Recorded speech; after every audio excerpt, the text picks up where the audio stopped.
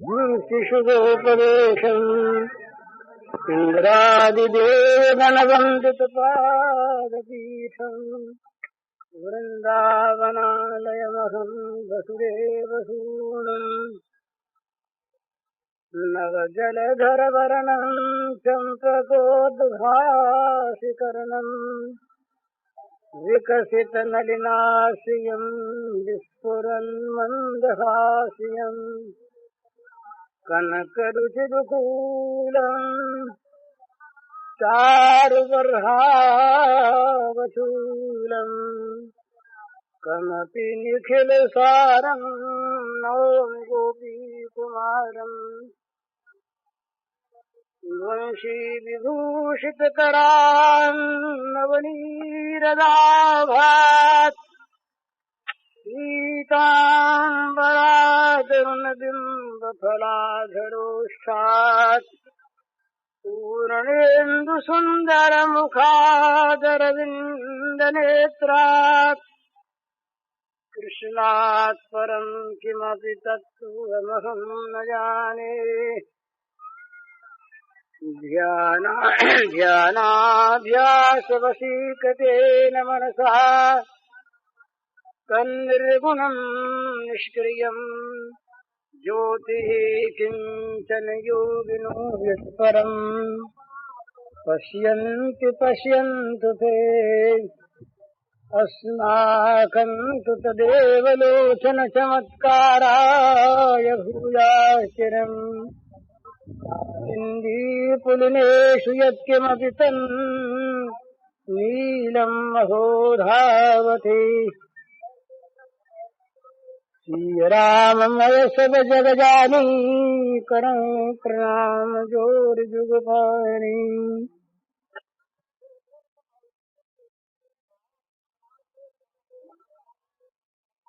विश्व चराचर के समस्त प्राणियों के रूप में प्रकट अखिल विश्वात्मन भगवान के चरणों में नमस्कार है। आप सबको नमस्कार।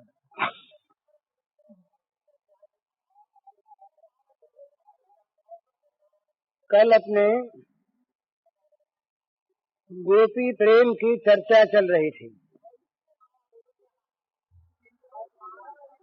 ये ध्यान में रखना चाहिए कि गोपी प्रेम ये संसार की बाजारू चीज नहीं है। बाजार में बिकने वाले चित्र भी गोपी नहीं और बाजार में बिकने वाले श्री कृष्ण के चित्र भी श्री कृष्ण नहीं और बाजारू कवियों के जो भाव हैं वो भी श्री कृष्ण और गोपी के प्रेम के भाव नहीं। गोपी का और प्रेम का नाम लेकर मनुष्य अपने मन की कुछ भी कह सकता है, कर सकता है, वो अलग चीज है। ये तो परम दिव्य वस्तु है। कल अंत में ये बात हुई थी कि जब तक भोगों में आसक्ति है, जब तक संसार के प्राणी पदार्थों में ममता है, जब तक इंद्रियों के सुख की कामना है, जब तक मन में भोग लिप्सा है और जब तक संसार के भोगों से सुख की अनुभूति होती है, तब तक गोपी प्रेम का प्राकट्य नहीं हो सकता। गोपी प्रेम के लिए सबसे पहले आवश्यकता है त्याग की, और वो त्याग की पराकाष्ठा पर पहुंचा हुआ होना चाहिए, जहां किसी प्रकार के भी ऐहिक पारत्रिक मन इस लोक के परलोक के और मोक्ष तक के सुख की आकांक्षा जहां न हो, इस प्रकार का त्याग होना चाहिए। इतनी ऊंची स्थिति है। नीचे स्तर पर उतरकर, बहुत ध्यान रखने की बात है, नीचे स्तर पर उतरकर मन में नीचे भावों को रखकर भोग की आकांक्षाओं से मन को कलुषित बनाए रखकर गोपी प्रेम की बात करने वाला कलंक को प्राप्त होगा।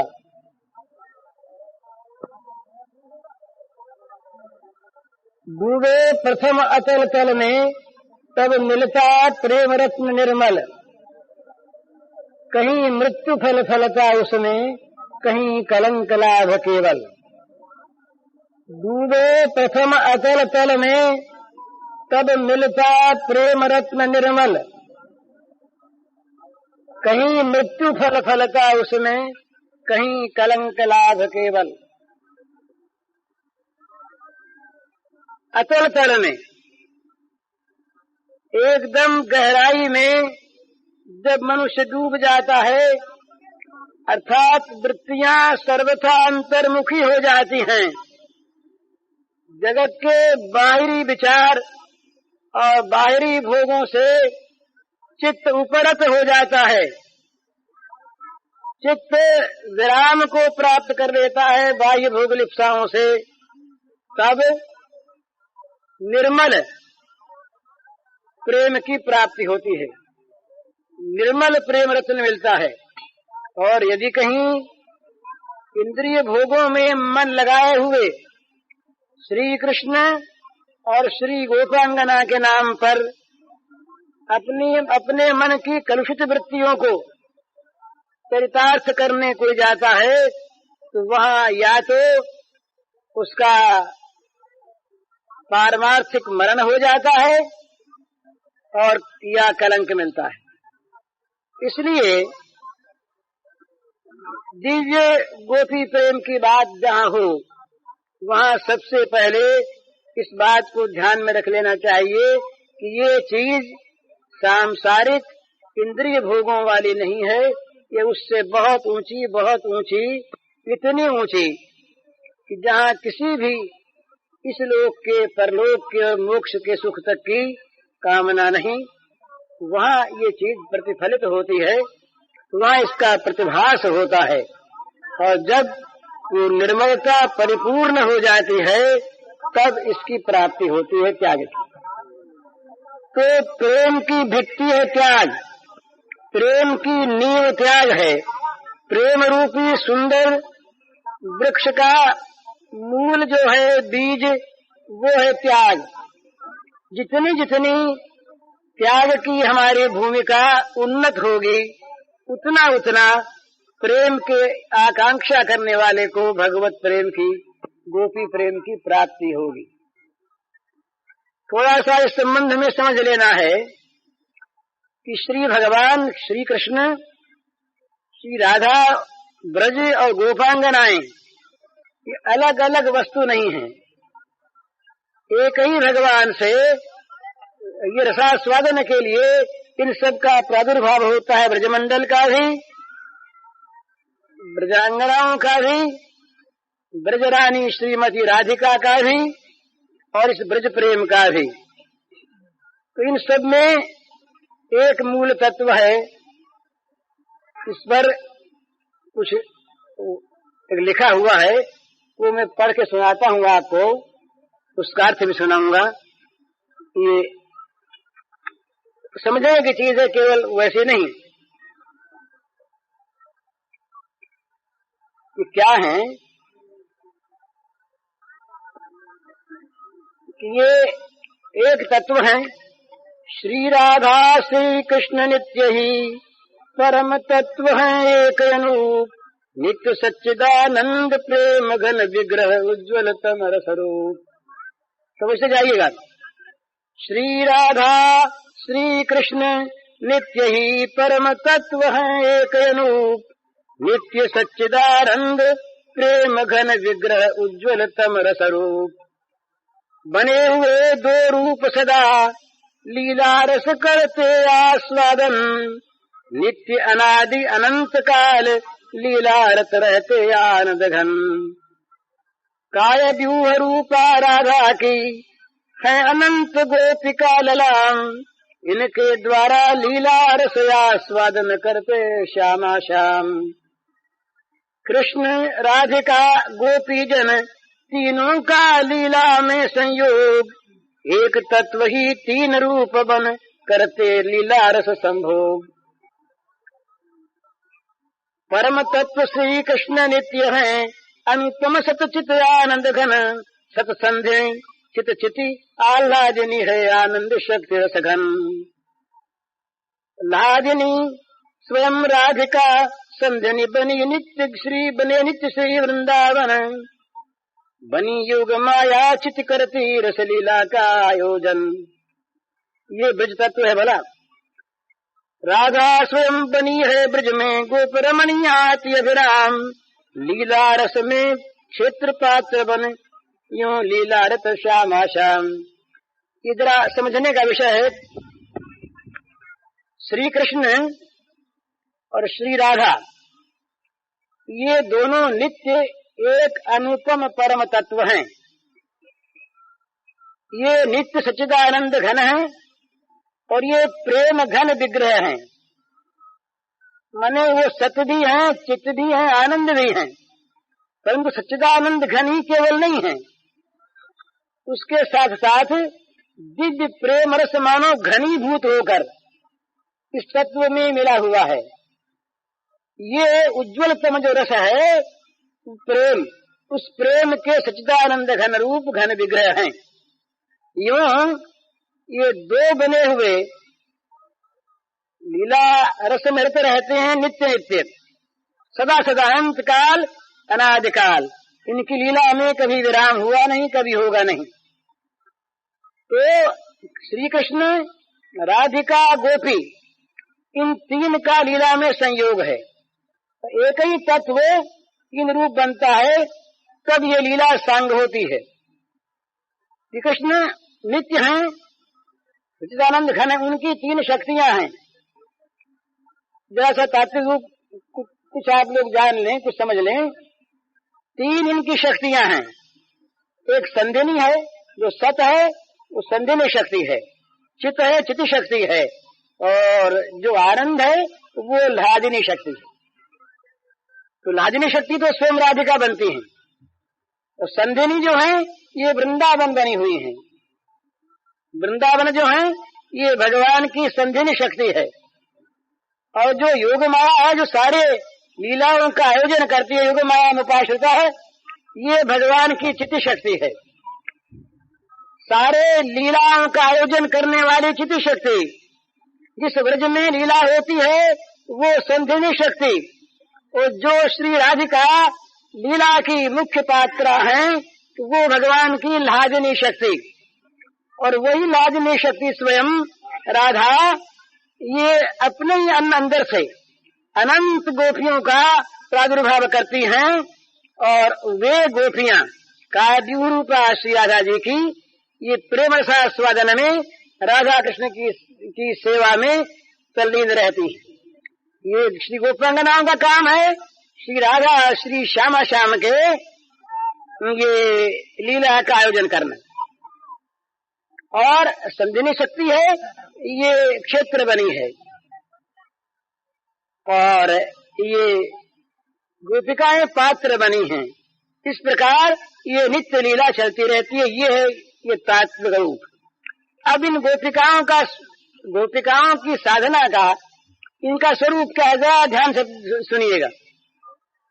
काम गंध से शून्य सर्वथा, निज सुख की इच्छा से हीन, कृष्ण सुखेच्छा ही जीवन है, नित्य कृष्ण सुख दर्शन लीन। गोपी का क्या स्वरूप है? काम गंध से शून्य सर्वथा। गोपी के मन में इस लोक परलोक और मोक्ष किसी वस्तु की जरा सी भी कामना का गंध नहीं है। काम गंध से शून्य सर्वथा, निज सुख की इच्छा से हीन। हमको सुख प्राप्त हो श्याम सुंदर के द्वारा, किस इच्छा से सर्वथा रहित हैं। कृष्ण सुखेच्छा ही जीवन है, नित्य कृष्ण सुख दर्शन लीन। उनका जीवन है क्या? हमारे द्वारा श्री कृष्ण सुखी होते रहें, ये उनका जीवन है।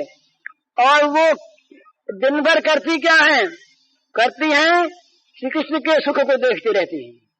उनका और कोई दर्शन नहीं है। उनकी सारी फिलॉसफी यहाँ समाप्त हो जाती है। कृष्ण प्रेम रस सार निर्मित है उनका अति दिव्य शरीर। नव नव कृष्ण सुखाभिलाष को से रहता उनका चित्त अधीर। जरा गोपी के हृदय को देखिए, ध्यान से देखिए, उनका शरीर काहे से बना है? श्री कृष्ण के प्रेम रस सार से, श्री कृष्ण के प्रेम के रस का जो सार है उस सार से बना है उनका दिव्य देह। ये गोपी देह है, पंच भौतिक नहीं। और उनका चित्त जो है ये शांत नहीं है, योगियों में शांत होगा। उनका चित्त अत्यंत अशांत है, अत्यंत अधीर है। इस बात को लेकर नई नई श्री कृष्ण को सुख पहुंचाने की इच्छा उन्हें अधीर करती रहती है। भोग की इच्छा नहीं, वैकुंठ की इच्छा नहीं, दिव्य लोकों की इच्छा नहीं, संसार के मान सम्मान तो पूरे करके दिन की तो बात ही नहीं। क्या इच्छा है? श्री कृष्ण को अभी किसी बात से सुख पहुंचा तो नई इच्छा पैदा हो गई, यूं सुख पहुंचा और सुख पहुंचे, उनको और सुख मिले, उनको और सुख मिले। श्री कृष्ण के नए नए सुख की अभिलाषा से उनका चित्त नित्य अधीर रहता है। ये उनके चित्त की अशांति है। यदि श्री कृष्ण सुखी हो तो अति दुख उन्हें हो अति सुख रूप, दुखो दधि में रहकर भी वे सुख का अनुभव करें अनूप। उन्हें यदि दुखों के समुद्र में निमग्न रहना पड़े, उनको यदि दुखों के समुद्र में डाल दिया जाए, समुद्र में भला मामूली दुख नहीं, दुखो दधि, दुख के समुद्र में उन्हें डाल दिया जाए, चारों तरफ दुख ही दुख हो, पर यदि उनको जान पड़े इसमें हमारे प्रियतम श्री कृष्ण का सुख है, तो दुखो दधि में रहकर भी वे सुख का अनुभव करें अनूप। अनुपम सुख का अनुभव करती हैं, ये उनके हृदय का भाव है। तो भी निज सुख वांछा लेशे न करके न उनके मन में तनिकन काम विकार। अपने सुख की न तो उनमें इच्छा है और न उनके मन में कहीं पर जरा सा भी काम गंध का विकार है, तथापि तो भी किस सुखेच्छा से वे करती निज सुख को स्वीकार। तब भी श्री कृष्ण को सुख होता है, इसलिए वे अपना सुख स्वीकार करती हैं उनके सुख के लिए। सुख उपभोग काल में भी वे नहीं भूलती प्रिय सुख काम, इसीलिए वे निज सुख में नित रहती अनासक्त निष्काम। जिस समय में उनको सुख का उपभोग हो रहा होता है, उस समय भी वो प्रियतम के सुख को नहीं भूलती, उनके सुख के लिए अपना सुख स्वीकार करती हैं, और इसीलिए वे अपने सुख में नित्य निष्काम हैं, नित्य अनासक्त हैं। उनकी अनासक्ति वैराग्य से नहीं होती, उनकी निष्कामता भोगों में दुख देखकर नहीं होती। उनकी सारी कामना और उनकी सारी आसक्ति श्री कृष्ण के सुख में जाकर के तल्लीन हो गई है। श्री कृष्ण का सुख ही उनकी आसक्ति, वही उनकी कामना, वही उनका स्वरूप। गमन आगमन शयन जागरण वस्त्राभूषण तन श्रृंगार। यदि श्री कृष्ण सभी कृष्ण सुख हेतु प्रेम रस पूर्ण नित्य आहार विहार। उनका जाना, उनका कहीं आना, उनका जागना, उनका सोना, उनका कपड़े पहनना, उनका श्रृंगार करना, उनका आहार विहार करना, खाना पीना। गीता में भगवान कहते हैं, यत करोषि यद अश्नासि जज्जुहोष ददास यत जब तपस्या कवंतय तत्पुरुष मदर्पणम। तुम जो करो, जो खाओ, जो यज्ञ दान तप करो, सब में अर्पण करो, अर्पण करो ये सब करके। पर यहाँ अर्पण करने की बात ही नहीं है, यहाँ तो सारा सब समर्पित है पहले से, तदर्पिता अखिलाचार्यता। यहाँ तो वो कपड़े पहनती हैं उनके सुख के लिए, भोजन करती हैं उनके सुख के लिए, सोती हैं उनके सुख के लिए, श्रृंगार करती हैं उनके सुख के लिए, जाती आती उनके सुख के लिए। उसके सिवा उनका कोई भी उद्देश्य, कोई भी लक्ष्य नहीं। यदि श्री कृष्ण सुखी होते हों, एक और दूसरी चीज, सुन करके दूसरा भाव न समझिएगा, भय न करिएगा। यदि श्री कृष्ण उनको क्रोध में देख सुखी होते हों, उनके मान से प्रसन्न होते हों, उनके मद से प्रसन्न होते हों, तो वह इनके स्वीकार करने में आपत्ति नहीं। यदि श्री कृष्ण सुखी होते हों, उनमें देख क्रोध मदमान, तो वे अति उल्लास सहित करती हैं क्रोध महामदमान। वो सुखी होते हों, गुस्सा कर सुखी होंगी, उनको गुस्सा नहीं आता, पर गुस्से को स्वीकार कर लेंगी वे श्री कृष्ण के सुख के लिए। श्री कृष्ण अगर चाहेंगे कि वे मान करके बैठ जाए तो हम सुखी हों, वो मान कर लेंगी, वो मद कर लेंगी। यदि श्री कृष्ण सुखी होते हों, उनमें देख क्रोध मदमान, तो वे अति उल्लास सहित करती हैं क्रोध महामदमान। और यदि ऐसा भगवान देखते हो श्री कृष्ण ये रूस जाए हम सुखी हों, ये कई जबान कहें तुम सुखी हों, तिरस्कार करें तुम सुखी हों, तो ये करने में भी उनको आपत्ति नहीं। रूठ बैठती परुष बोलती, करती तिरस्कार अपमान, लोक वेद से कभी न डरती, यदि सुख पाते श्री भगवान। रूठ बैठती परुष बोलती, करती तिरस्कार अपमान, लोक वेद से कभी न डरती, यदि सुख पाते प्रिय भगवान। है आसक्ति कृष्ण सुख में अति, है मन अमित कृष्ण सुख काम, कृष्ण सुख इच्छा हित जीवन है, परम पवित्र दिव्य सुख धाम। उनमें आसक्ति का नाश नहीं है, पर उनकी सारी आसक्ति श्री कृष्ण के सुख में है। जगत के भोगों में कहीं आसक्ति नहीं, किसी लोक पर लोक में आसक्ति नहीं, किसी प्राणी पदार्थ में आसक्ति नहीं, किसी दिव्य धाम में आसक्ति नहीं, किसी भुक्ति मुक्ति में आसक्ति नहीं।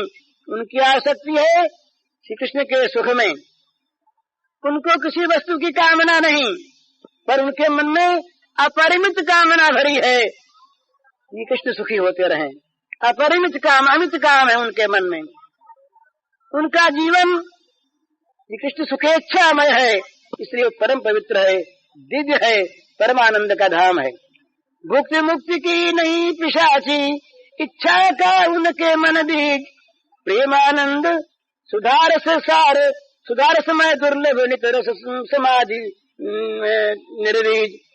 निर्बीज समाधि होती है, उसमें संसार का बीज नहीं होता, यहाँ बीज नहीं है।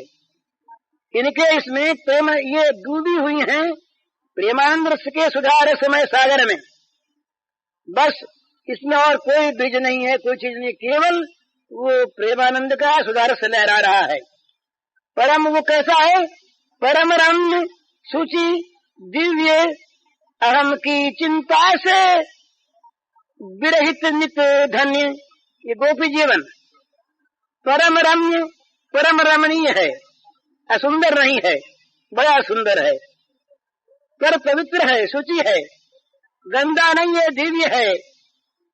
और मेरे की अहम की चिंता से सर्वथा शून्य है, इसमें मेरी चिंता है नहीं, ये धन्य जीवन है। इस जीवन को सुरमुनि दुर्लभ, कृष्ण प्रेम रसमय, ये गोपी प्रेम अनन्य, ये गोपी प्रेम कृष्ण सुखमय है, सुरमुनि जन वांछित है।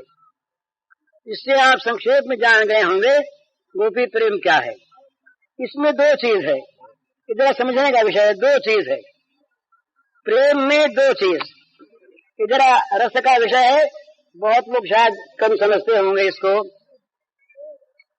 ये परस्पर एक दूसरे को सुखी करने की निष्काम निसुख की वांछा से जो चेष्टा, इसका नाम प्रेम है।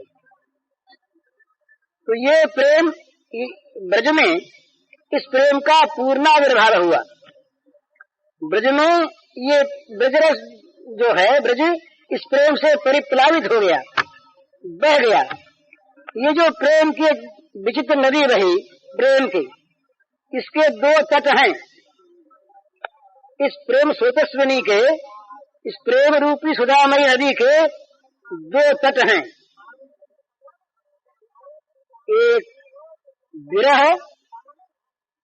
एक संभोग, एक मिलन, एक विरह, एक मिलन, दो तट हैं इसके। जब मिलन तट पर इस प्रेम रूपी नदी, पवित्र नदी के, इसके दो किनारे, दो तट हैं, एक है मिलन तट, एक है विरह तट। मिलन तट पर जब ये ब्रज युगल एकत्र होते हैं, श्री राधा माधव, तो वहां संभोग रस की प्राप्ति होती है, संभोग का आस्वादन है। और विरह तट पर उसे कहते हैं शास्त्रीय भाषा में विप्रलंभ, विप्रलंब रस का आस्वादन है। प्रेम नदी के दो तट हैं, भला एक विरह, एक मिलन। मिलन तट जो है, इस पर जब मिलन होता है तब संभोग रस का आस्वादन है, और विरह तट पर विप्रलंभ, विरह वेदना, इसका वहां पर आस्वादन है। इनके चार चार भाव हैं। बहुत संक्षेप में मैं कहूंगा इसको, आज दूसरी बात कहनी, केवल समझा जाए थोड़ा सा। विरह के चार रूप हैं, विरह के चार रूप हैं। पूर्वराग उनका शास्त्रीय नाम है, पूर्वराग,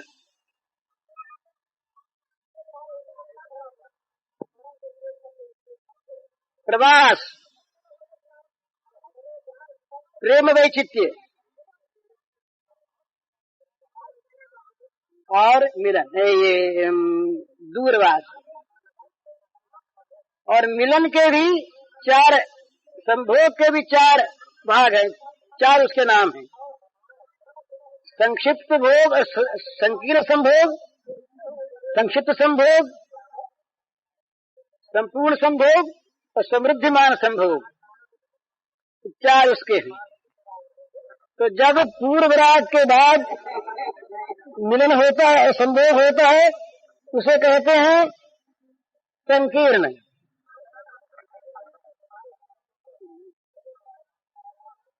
जब मान के बाद मिलन होता है, उसे कहते हैं संक्षिप्त संभोग। और उस दूरदास के बाद जो संभोग होता है, उसे कहते हैं संपूर्ण संभोग। तो सुदूर प्रवास के बाद जो संभोग होता है, विप्रलंभ के बाद, उसे कहते हैं समृद्धिमान संभोग। ये केवल मैं नाम बता रहा हूँ, शास्त्री, इनकी व्याख्या बड़ी लंबी चौड़ी है, रसशास्त्र है ये।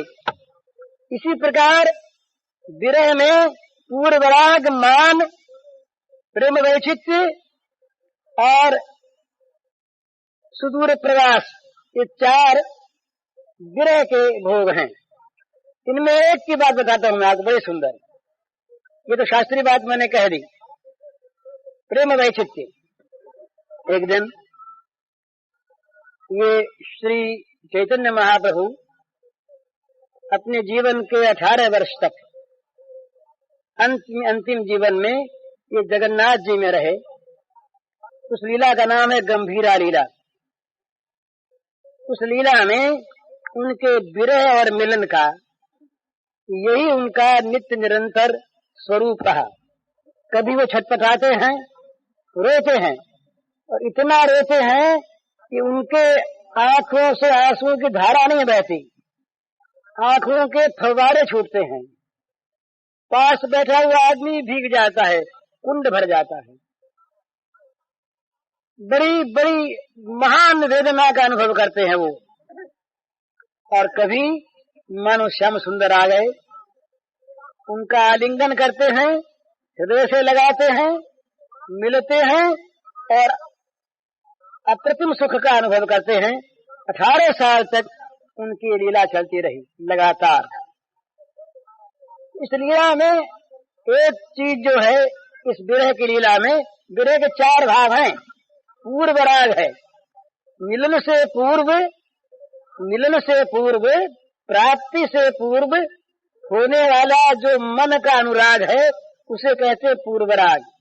मिले नहीं हैं भगवान, अभी तक मिले नहीं, प्रेमास्पद का मिलन हुआ नहीं, किंतु उनमें राग हो गया, उनमें आसक्ति हो गई। जैसे किसी लड़की की सगाई हो जाए, उसने पति को देखा नहीं, सुना, घर वालों से सुना, सुन करके जैसे उनमें राग हो जाए और उससे मिलन की इच्छा जागृत हो जाए बहुत मन में, इसे कहते हैं पूर्वराग। पूर्वराग में विरह है, वियोग है ना, इसमें विप्रलंब रहती है। ये मिलन के बाद प्रेम साम्राज्य में एक वस्तु होती है, एक स्थिति होती है, उसका नाम होता है मान। मान में भी बिछोह होता है, पर मान का बिछोह भी विरह वेदना उत्पन्न करता है। तो मान मिल सकते हैं, पर मान है, इसलिए मान में एक विरह की वेदना होती है, बड़ी मीठी पर बड़ी भयानक। तीसरी जो है वो प्रेम वैचित्र्य, ये बड़ा सुंदर, एक समय के बाद सुंदर बात है। श्री श्याम सुंदर विचर रहे थे, श्री राधिका जी नदी में स्नान कर रही थी, ये पीछे से गए। अच्छा, स्नान कर रही थी और वियोग में दुखित थी, मन में सोच रही थी कि जीवन नहीं रखना चाहिए, मर जाना चाहिए। मरे कैसे? विष खा लें और कुछ कर लें, कोई जानवर काट जाए, सांप काट जाए। इतने में श्री कृष्ण ने पीछे से आकर अपनी दोनों भुजाओं से उन्हें पकड़ लिया। उन्होंने समझा दो सांप आ गए। हमने सांपों को मनाया था ना, सांपों को मनाया था कि सांप आवे तो सांप आकर के डस ले। अनुभव हुआ उनको मन में कि सांप आ गए। अब वो सांपों का भगवान के करों का जब स्पर्श हो तो बड़े भगवान के कोमल वो भुजलता भगवान की, तो स्पर्श होने पर सांप की भी बड़ी कोमल त्वचा होती है। तो मालूम भी है तो सांप, देखो ना कितने कोमल कोमल लगते हैं, सांप हैं। और ये हाथ जो पंजे ये होगा कि ये दिखते हैं हाथ, पर मालूम होता है सांप के फन है। ये हाथ जो है ये सांप के, दो सांपों के दो फन है। पर अब वो सोचते काटते क्यों नहीं, इतनी देर होगी है भगवान, ये काटते क्यों नहीं। भगवान ने दो सांप भी भेज दिए और उन्होंने आकर के और पकड़ भी लिया सांपों ने। अब वो सांप काटते क्यों नहीं, वो फन तो फैलाए हुए हैं, फन फैलाए हैं, काटना चाहते हैं, काटते क्यों नहीं। भगवान सामने आ गए, हाथ छोड़ दिया, तब तो ये डर गई, ये क्या हो गया, अरे सांप मुझे नहीं काट, मैं बड़ी अभागिन हूँ, मुझे तो विराग्नि में जलना ही है, मुझे सांपों काटने लगे। श्याम सुंदर सामने खड़े हैं, दिख रहे हैं, उनको दिखता है, अपने को भूल गई। और ये मैं खड़ी हूँ, आप खड़ी थी ना, आप अपने को भूल गई। सामने श्याम सुंदर खड़े हैं, श्याम सुंदर को अपने नेत्रों से स्वयं देख रही हैं और देखकर समझ क्या रही हैं, अपने को भूल गई। तो सामने जिनको देख रही हैं समझ कि ये मैं राधा हूँ, उनमें राधा भाव करके अब पुकारने लगी, हा कृष्ण, हा श्याम सुंदर, मुझे सांपों ने काटा नहीं, मैं बड़ी दुखनी, तुम मुझे आकर के दर्शन दो, तुम्हारे बिना मेरा जीवन निस्सार, मेरे प्राण निस्सार, मेरे आत्मा में जीवन नहीं, पर मैं मर नहीं रही। अब श्री कृष्ण के रूप में पुकार रही हैं, वो हंस रही है सामने, वो बोले रही मैं तो खड़ा हूँ, तेरे सामने मैं खड़ा हूँ श्याम सुंदर।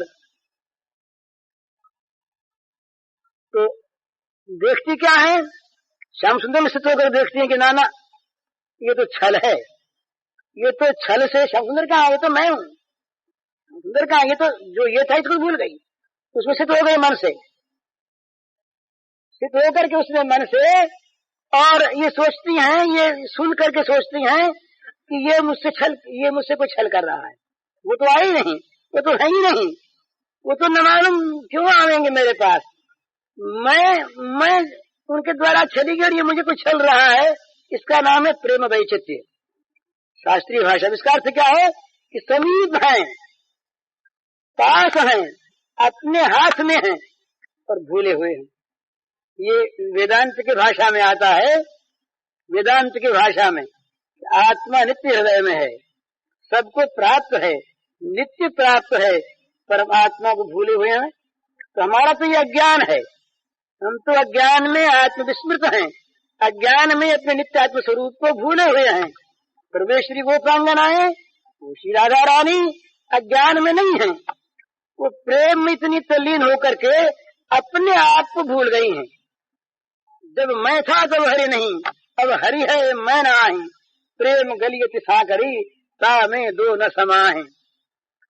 इतना एकत्व हो गया है, इतना एकत्व का अनुभव हो रहा है कि वो सामने रहते हुए भी, सामने है देखते हुए भी वो समझती है कि ये तो मैं हूँ, वो नहीं है, वो नहीं है। इसे कहते हैं, इसमें विरह होता है। ये भी विरह की एक दशा है, विप्रलम्ब की एक अवस्था है। प्राप्त होने पर भी, प्राप्त रहने पर भी गोद में सोए हैं। ये कथा आती श्रीमद् भागवत के रसरास पंचाध्याय में, उसका संकेत है, उसमें खोला नहीं।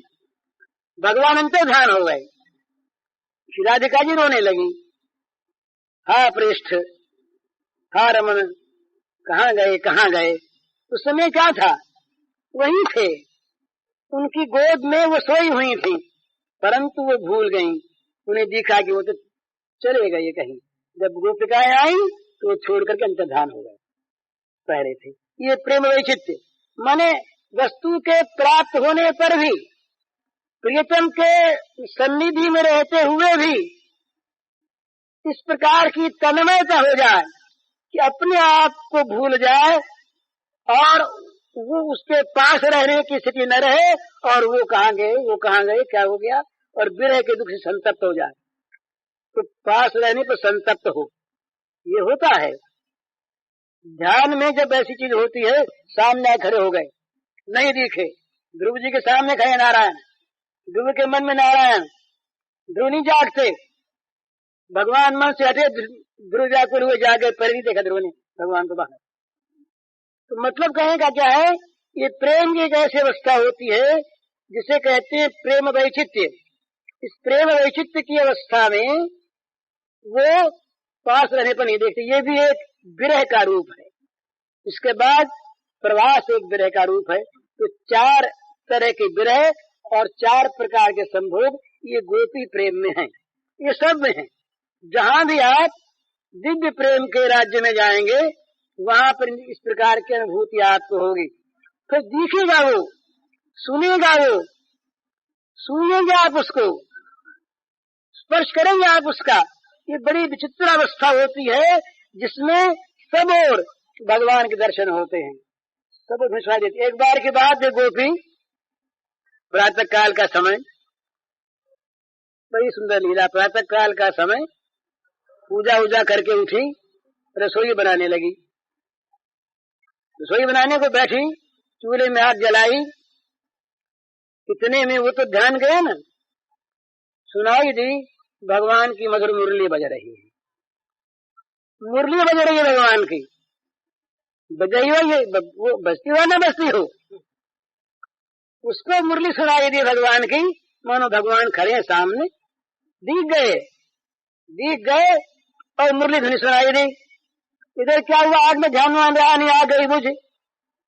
किसने सोचा कि मुरली ने आग बुझा दी मेरी। रसायन अपने हृदय में, सोचा जो मेरे हृदय में वो इस चूल्हे में भी आया होगा। मेरे हृदय में मुरली ने जिस रस की धारा बहा दी है, धारा कभी रुकती नहीं।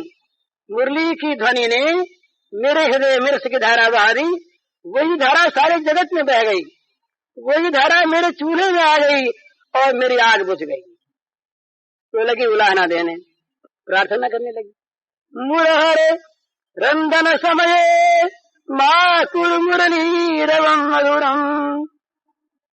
मुरहरे रंदन समये माकुर मुरलीरवं मधुरम। नीरस मेधुरसतां कृशानुरूपिक सतरतां। अरे मुरारी, मैं रसोई बनाया करूं, उतनी देर तो मुझे शांति से रहने दिया करो तुम।